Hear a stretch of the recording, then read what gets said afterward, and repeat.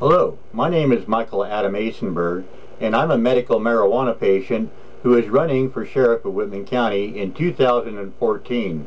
You may ask, how is it I can use cannabis and still be a sheriff? Let me explain it to you like this. We have many law enforcement officers and judges who each and every day take opiate medicine, I'm talking morphine, Percocet, and other kinds of narcotics, while still serving the public, and they cannot break up those pills because they are pills.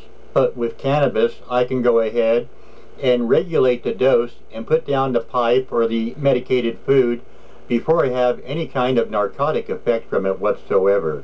If you take a look at the real reason why marijuana, also known as cannabis, is a Schedule I narcotic, take a look at this piece of paper from the insurance company right here. You will note that Indocet, which is like Percocet, for 180 pills, it was only costing $149 for 10 325 milligram tablets. But if you take a look at the dronabinol, which is a man-made oil-based synthetic marijuana pill that you can get with a recommendation, and that pill is a Schedule III narcotic, for 90 10 milligram pills, it was costing taxpayers $1,723 a month, while oral morphine, which is also called Oromorph, for 120 100 milligram pills, it was costing $788.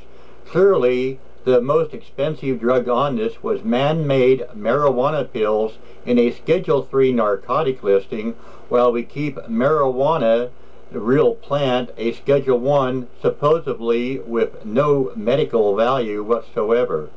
And if we take a look at this piece of paper from the DEA right here, you will note that the DEA stipulates that for a drug to be a Schedule I narcotic, it has to meet 3 and only 3 requirements. First of all, it has to have a high potential for abuse. I'm sorry, but I drink 2 pots of coffee a day, and coffee has a high potential for abuse for me, so anything can be listed under that category. But if you take a look at these other 2 items, it clearly stipulates under subsection B that for a drug to be a Schedule I narcotic, it cannot have any current accepted medical use and treatment within the boundaries of the United States. But yet we have 18 states plus the District of Columbia that go ahead and recognize its medical value. And as a matter of fact, the District of Columbia in April is going to be opening up a medical cannabis dispensary, giving this out to medical patients. So why are we still busting people at the federal level and saying it has no medical value? Well, it also says under this category too, and here it says that for a drug to be a Schedule I narcotic, it has to have a lack of safety even under the guidelines of a doctor. In 5,000 years, marijuana has never killed anybody. Now, the real reason that marijuana is claiming to be a Schedule I narcotic is because of treaties that have been made with foreign countries. But the person that was in charge of the Federal Bureau of Narcotics, as well as one of the first U.S. representatives to the United Nations Narcotics Commission, was Harry J. Anslinger. And if you take a look at this, he said to Congress that marijuana is an addictive drug which produces in its users insanity, criminality, and death. He also further went on to say that there are 100,000 total marijuana smokers in the U.S., and most are Negroes, Hispanics, Filipinos, and entertainers. Their satanic music, jazz, and swing result from marijuana usage. This marijuana causes white women to seek sexual relations with Negroes, entertainers, and any others. And if you take a real close look at the credentials of Harry J. Anslinger, you will note that from 1892 to 1975, he was the Assistant Prohibition Commissioner in the Bureau of Prohibition, the first Commissioner of the Treasury Department's Federal Bureau of Narcotics, and from 1930 to 1962, for a span of 32 years, he was also the U.S. representative to the United Nations Narcotics Commission. So, based on these lies that Harry J. Anslinger told not only to Congress, but to the United Nations, to this very day, marijuana is a Schedule I narcotic, incarcerating thousands of American citizens at the cost of millions of your tax dollars.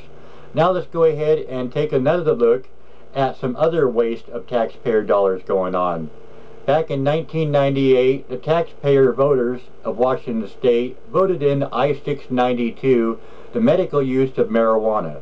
Then, in 2007, the Washington State legislators went ahead and said to law enforcement just what those guidelines were, so patients and providers would not be harassed at the waste of taxpayer money. But yet, in 2011, Brett Myers of the Quad City Drug Task Force, the sheriff of Whitman County right now, went ahead and busted me for helping medical patients under the guidelines of I-692. I went ahead and fought that case all the way, and you will note from this newspaper article right here that on January 4th, 2013, I had my case dismissed. I went back the following week to Superior Court, and you can see from this photo right here, the following week, I got all my medicine back that the police took during the raid. Now, if I'm elected, I will go ahead and fight just as hard for you. If the DEA were to come in and harass you in Whitman County for going ahead and following state law, I would arrest that DEA agent, and I would also see that the Sheriff's Department did not waste taxpayer funds on something the citizens said was legal in the state. Instead, I would take that money from the drug unit, place it back into the criminal unit, and see that more crimes are investigated than just over the phone. I'd also go ahead and have 2 people from the community come in and take a look and see what the Justice Department is doing as far as the Sheriff's Office goes, making sure we're not violating any of your rights. I'd also go ahead and have monthly meetings with the general public to see to it that any gang activity or drug activity we don't know about is fully looked into, and also to let you know what we're doing to better protect the community.